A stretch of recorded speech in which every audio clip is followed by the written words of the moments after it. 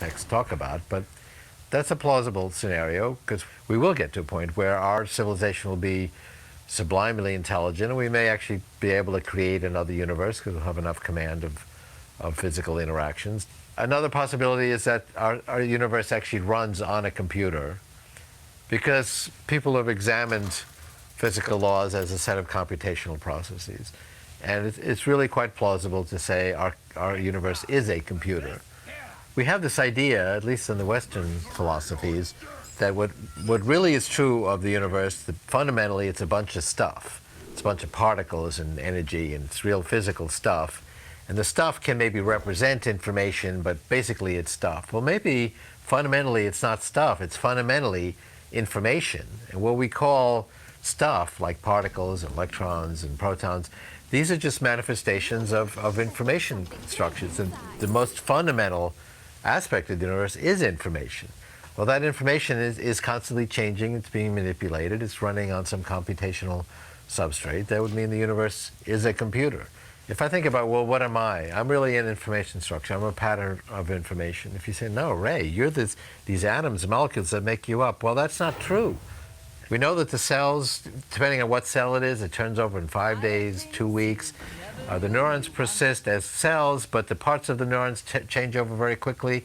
I'm completely different stuff, particles, molecules, than I was just a short time ago. But I'm not completely different information. Yes, I've changed somewhat, but there's a real continuity. Most of the patterns are the same. And so fundamentally, what Ray Kurzweil is information. It's a pattern of information. So I'm a patternist. I think patterns, which means information, is the fundamental reality. And they run very similarly to what we're in. Ray's an original. Information is more fundamental than stuff. Information is the real reality. Therefore, says Ray, there is little difference between reality and a simulation. Ray's ideas are extreme. That doesn't make them wrong.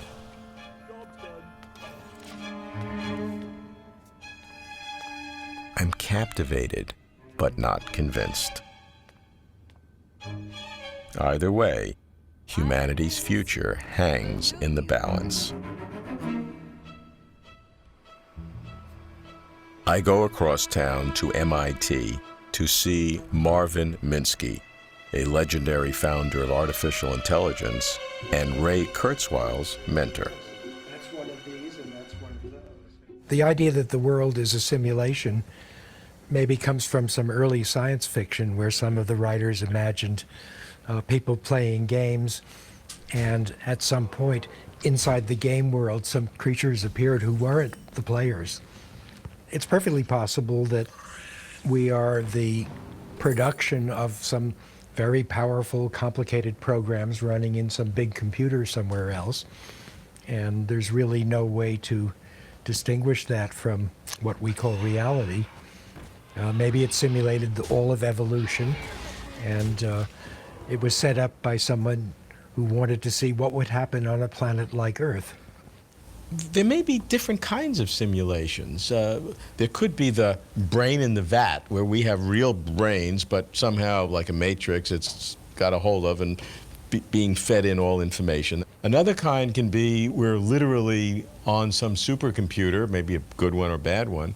And a third could be that we are being simulated, but there's a real physical world, but has been created to be a simulated but a real physical world, not a virtual world, but a real world. It would be very hard to distinguish between all those unless the programmer has made some slip, so that if you notice that some laws of physics aren't quite right, and then you look at the data very closely, you see, oh, it looks like round-off error. So there's a sort of interesting possibility that even if we were simulated, we might be able to find some technique that would notice some of the grain of the computer being used is showing through a little bit. Do you take any of that seriously, or it's just an interesting exploratory way of thinking about the world? Well, my friend Edward Fredkin, who originated a lot of the theory of what's called cellular automata, has been developing some theories of physics in which space is made of little separate points.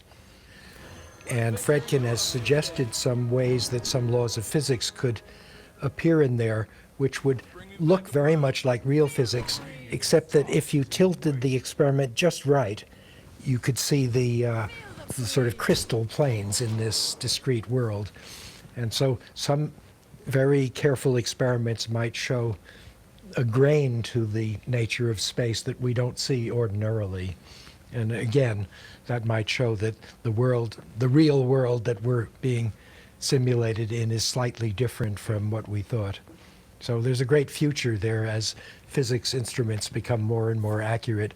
They could show up new clues to what reality really is or isn't. So what would you feel if you found those anomalies so that indicated that this was a simulation? What would your emotion be as a computer scientist? Oh, I'd be very excited because first it would mean that the universe was more easy to understand than we had thought, and that we might even find ways to change it. And once you understand physics, this is always powerful.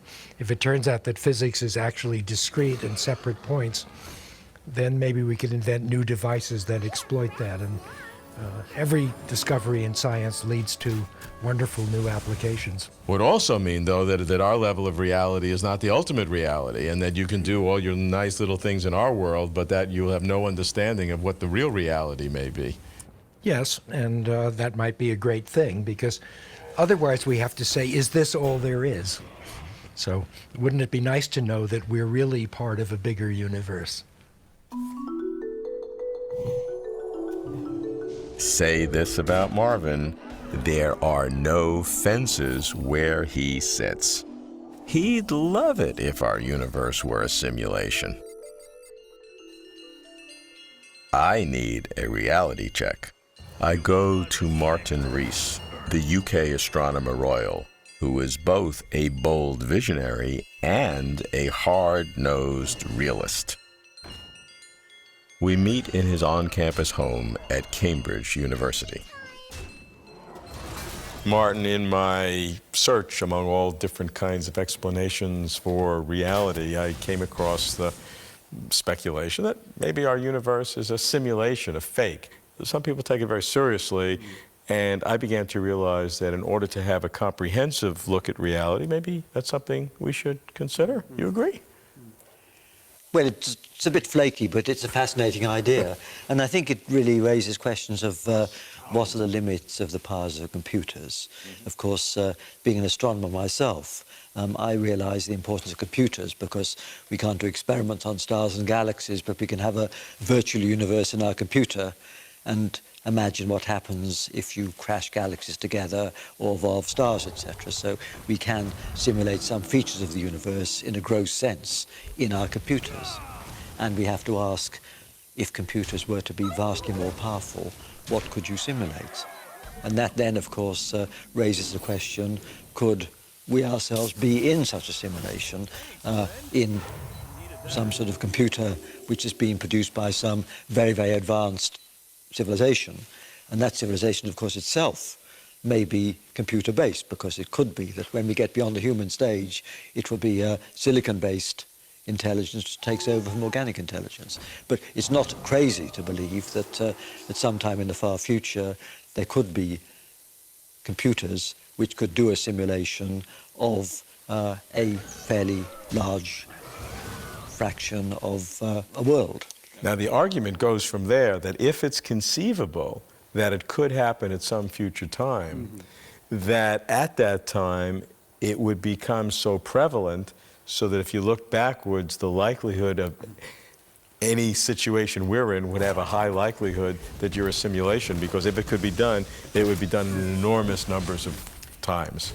That's right. So if you imagine that intelligence develops as fast in the next 5 billion years as it has in the 5 billion years that have led from no life to us, then indeed you could well imagine that happening. And then, as you say, there would be more simulated universes than the original one, and so why aren't we in one of the simulated ones? And I think that's an interesting speculation. Of course, how could we be sure we aren't in one? I think some people have said that it would be an imperfect simulation, and so we would expect various sort of glitches where the laws of nature do display irregularities we can't account for. But it's an interesting speculation. And can we go further than that, or that's? Well, I suppose the only way we can go further is that in the multiverse concept, we could perhaps imagine that there are other universes where the laws are even more propitious for the emergence of complexity, and where it would be easier for something to develop to the complexity of a supercomputer than it is in this universe. And that would slightly strengthen the conclusion that we ought to be in a simulation rather than a real thing. And we shouldn't be going about our lives assuming that we're a simulation, I would assume. We should take ourselves and our Earth pretty seriously. I think we should, although people have said we might want to behave slightly differently if we thought we were in a simulation where those who are doing the simulation might pull the plug out if they get too bored. I think there is one additional critical factor that we need to consider, and that is, in principle, can the nature of consciousness and self-consciousness be subject to simulation? Well, this is a very deep question, of course, whether consciousness is an automatic emergent property beyond a certain level of complexity, of cerebration, as it were, or whether it's separate.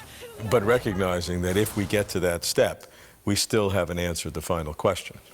Well, that's right, but that may be the kind of question which it will demand a superhuman intelligence to understand. Which could be forever beyond our capacity. Yes.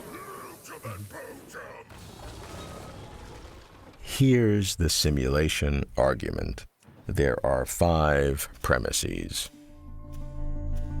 If there are other intelligent civilizations somewhere, and if their technologies grow exponentially, and if they do not become extinct, and if there is no universal ban on running simulations, and if consciousness can be simulated, then the conclusion: it is likely that we are living in a simulation. The logic is sound, which means that if you do not accept the conclusion, then you must reject at least one of the premises. Which to reject? Other civilizations? Exponential growth of technology? Early extinction? Simulations ban? Consciousness simulated? Whichever you choose, it must apply everywhere, in all universes. No exceptions. None whatsoever. Are we a simulation? Asking the question brings us closer to truth.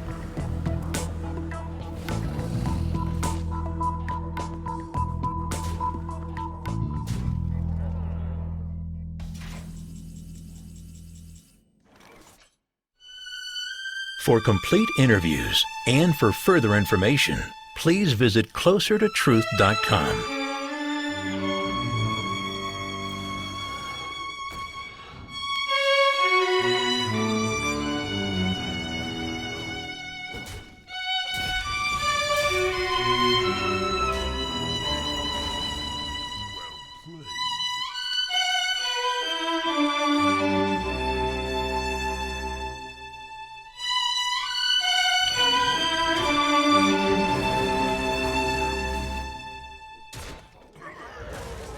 The following is a conversation with Chris Latner, his second time on the podcast. He's one of the most brilliant engineers in modern computing, having created LLVM compiler infrastructure project, the Clang compiler, the Swift programming language, a lot of key contributions to TensorFlow and TPUs as part of Google. He served as vice president of autopilot software at Tesla, was a software innovator and leader at Apple, and now is at Sci5 as Senior Vice President of Platform Engineering, looking to revolutionize chip design to make it faster, better, and cheaper. Quick mention of each sponsor, followed by some thoughts related to the episode. First sponsor is Blinkist, an app that summarizes key ideas from thousands of books. I use it almost every day to learn new things or to pick which books I want to read or listen to next. Second is Neuro, the maker of functional sugar-free gum and mints that I use to supercharge my mind with caffeine, L-theanine, and B vitamins. Third is Masterclass, online courses from the best people in the world on each of the topics covered, from rockets to game design to poker to writing and to guitar. And finally, Cashapp, the app I use to send money to friends for food, drinks, and unfortunately lost bets. Please check out the sponsors in the description to get a discount and to support this podcast. As a side note, let me say that Chris has been an inspiration to me on a human level because he is so damn good as an engineer and leader of engineers, and yet he's able to stay humble, especially humble enough to hear the voices of disagreement and to learn from them. He was supportive of me and this podcast from the early days, and for that, I'm forever grateful. To be honest, most of my life, no one really believed that I would amount to much. So when another human being looks at me, it makes me feel like I might be someone special. It can be truly inspiring. That's a lesson for educators. The weird kid in the corner with a dream is someone who might need your love and support in order for that dream to flourish. If you enjoy this thing, subscribe on YouTube, review it with 5 stars on Apple Podcast, follow on Spotify, support on Patreon, or connect with me on Twitter at Lex Friedman. And now, here's my conversation with Chris Latner. What are the strongest qualities of Steve Jobs, Elon Musk, and the great and powerful Jeff Dean, since you've gotten a chance to work with each? You're starting with an easy question there. These are 3 very different people. I guess you could do maybe a pairwise comparison between them instead of a group comparison. So if you look at Steve Jobs and Elon, I worked a lot more with Elon than I did with Steve. They have a lot of commonality. They're both visionary in their own way. They're both very demanding in their own way. My sense is Steve is much more human factor focused, where Elon is more technology focused. What does human factor mean? Steve's trying to build things that feel good, that people love, that affect people's lives, how they live. He's looking into the future a little bit in terms of what people want, where I think that Elon focuses more on learning how exponentials work and predicting the development of those. Steve worked with a lot of engineers. Yeah. That was one of the things that reading the biography. And how can a designer essentially talk to engineers and like get their respect? I think so. I did not work very closely with Steve. I'm not an expert at all. My sense is that he pushed people really hard, but then when he got an explanation that made sense to him, then he would let go. And he did actually have a lot of respect for engineering, but he also knew when to push. And you know, when you can read people well, you can know when they're holding back and when you can get a little bit more out of them. And I think he was very good at that. I mean, if you compare the other folks, so Jeff Dean, right? Jeff Dean's an amazing guy. He's super smart, as are the other guys. Jeff is a really, really, really nice guy, well-meaning. He's a classic Googler. He wants people to be happy. He combines it with brilliance, so he can pull people together in a really great way. He's definitely not a CEO type. I don't think he would even want to be that. Do you know if he still programs? Oh yeah, he definitely programs. Jeff is an amazing engineer today, right? And that has never changed. So it's really hard to compare Jeff to either of those two. I think that Jeff leads through technology and building it himself and then pulling people in and inspiring them. And so I think that that's one of the amazing things about Jeff. But each of these people, you know, with their pros and cons, all are really inspirational and have achieved amazing things. So yeah, I've been very fortunate to get to work with these guys. For yourself, you've led large teams. You've done so many incredible, difficult technical challenges. Is there something you've picked up from them about how to lead? Yeah, well, so I mean, I think leadership is really hard. It really depends on what you're looking for there. I think you really need to know what you're talking about. So being grounded on the product, on the technology, on the business, on the mission is really important. being understanding what people are looking for, why they're there. One of the most amazing things about Tesla is the unifying vision, right? People are there because they believe in clean energy and electrification, all these kinds of things. The other is to understand what really motivates people, how to get the best people, how to build a plan that actually can be executed, right? There's so many different aspects of leadership, and it really depends on the time, the place, the problems, there's a lot of issues that don't need to be solved. And so if you focus on the right things and prioritize well, that can really help move things. Two interesting things you mentioned. One is you really have to know what you're talking about. How you've worked on a lot of very challenging technical things. Sure. So I kind of assume you were born technically savvy, but assuming that's not the case, how did you develop technical expertise? Like even at Google, you worked on, I don't know how many projects, but really challenging, very varied. Compilers, TPUs, hardware, cloud stuff, bunch of different things. The thing that I've become more comfortable with as I've gained experience is being okay with not knowing. And so a major part of leadership is actually, it's not about having the right answer, it's about getting the right answer. And so if you're working in a team of amazing people, right, and many of these places, many of these companies all have amazing people. It's the question of how do you get people together? How do you build trust? How do you get people to open up? How do you get people to, be vulnerable sometimes with an idea that maybe isn't good enough, but it's the start of something beautiful? How do you provide an environment where you're not just like top down, thou shalt do the thing that I tell you to do, right? But you're encouraging people to be part of the solution and providing a safe space where if you're not doing the right thing, they're willing to tell you about it. Right. So you're asking dumb questions? Oh yeah, dumb questions are my specialty. Yeah. Well, I've been in the hardware realm recently, and I don't know much at all about how chips are designed. I know a lot about using them. I know some of the principles and the ars technica level of this, but it turns out that if you ask a lot of dumb questions, you get smarter really, really quick. And when you're surrounded by people that want to teach and learn themselves, it can be a beautiful thing.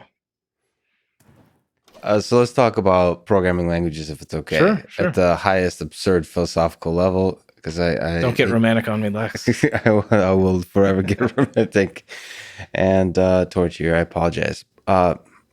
Why do programming languages even matter? Okay, well, thank you very much. So you're saying why should you care about any one programming language, or why do we care about programming computers, or no? Why do we care about programming language design, creating effective programming languages, choosing one programming languages versus another programming language? Why we keep struggling and improving through the evolution of these programming languages? Sure. Okay, so I mean, I think you have to come back to what are we trying to do here, right? So we have these beasts called computers that are very good at specific kinds of things, and we think it's useful to have them do it for us, right? Now you have this question of how best to express that, because you have a human brain still that has an idea in its head, and you want to achieve something, right? So, well, there's lots of ways of doing this. You can go directly to the machine and speak assembly language, and then you can express directly what the computer understands. That's fine. You can then have higher and higher and higher levels of abstraction up until machine learning, and you're designing a neural net to do the work for you. The question is, where along this way do you want to stop, and what benefits do you get out of doing so? And so programming languages in general, you have C, you have Fortran, and Java, and Ada, Pascal, Swift. You have lots of different things. They all have different trade-offs, and they're tackling different parts of the problems. Now, one of the things that most programming languages do is they're trying to make it so that you have pretty basic things like portability across different hardware. So you've got, I'm going to run on an Intel PC, I'm going to run on a RISC-V PC, I'm going to run on ARM phone or something like that. Fine. I want to write one program and have it portable. And this is something that assembly doesn't do. Now, when you start looking at the space of programming languages, this is where I think it's fun, because programming languages all have trade-offs, and most people will walk up to them and they look at the surface level of syntax and say, oh, I like curly braces, or I like tabs, or I like, semicolons or not, or whatever, right? Subjective, fairly subjective, very shallow things. But programming languages, when done right, can actually be very powerful. And the the benefit they bring is expression.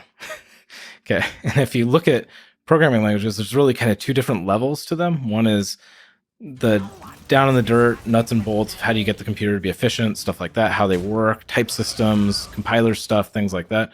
The other is the UI. And the UI for a programming language is really a design problem, and a lot of people don't think about it that way. And the UI, you mean all that stuff with the braces and all that stuff's the UI. And what it is, and UI means user interface. And so what's really going on is it's the interface between the guts and the human. And humans are hard, right? Humans have feelings. They have things they like. They have things they don't like. And a lot of people treat programming languages as though humans are just kind of abstract creatures that cannot be predicted. But it turns out that actually there is better and worse. Like, people can tell when a programming language is good or when it was an accident, right? And one of the things with Swift in particular is that a tremendous amount of time by a tremendous number of people have been put into really polishing and making it feel good. But it also has really good nuts and bolts underneath it. You said that Swift makes a lot of people feel good. How do you get to that point? So how do you predict that tens of thousands, hundreds of thousands of people are going to enjoy using the user experience of this programming language? Well, you can look at it in terms of better and worse, right? So if you have to write lots of boilerplate or something like that, you will feel unproductive, and so that's a bad thing. You can look at it in terms of safety. If, like, C, for example, is what's called a memory unsafe language, and so you get dangling pointers and you get all these kind of bugs that then you have to spend tons of time debugging. It's a real pain in the butt, and you feel unproductive. And so by subtracting these things from the experience, you get happier people. But again, keep interrupting. I'm sorry, but it's so hard to deal with. If you look at the people that are most productive on Stack Overflow, they have a set of priorities. Yeah. That may not always correlate perfectly with the experience of the majority of users.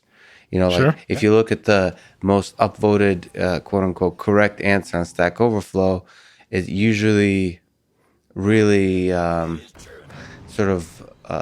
prioritizes like safe code, proper code, stable code, that kind of stuff, as opposed to, like, if I want to use goto statements in my basic, right? I want to use goto statements. Like, what if 99% of people want to use goto statements or use completely improper, unsafe syntax? I don't think that people actually, like, if you boil it down and you get below the surface level, people don't actually care about gotos or if statements or things like this. They care about achieving a goal. Yeah. Right. So the real question is, I want to set up a web server and I want to do a thing and I want to do whatever. Like, how quickly can I achieve that, right? And so from a programming language perspective, there's really two things that matter there. One is what libraries exist, and then how quickly can you put it together, and what do the tools around that look like, right? And when you want to build a library that's missing, what do you do? Okay. Now, this is where you see huge divergence in the force between worlds. Okay. Yeah. And so you look at Python, for example. Python is really good at assembling things, but it's not so great at building all the libraries. And so what you get, because of performance reasons, other things like this, is you get Python layered on top of C, for example. And that means that doing certain kinds of things, well, it doesn't really make sense to do in Python. Instead, you do it in C, and then you wrap it, and then you're living in two worlds, and two worlds never is really great because tooling and the debugger doesn't work right, and like all these kinds of things. Can you clarify a little bit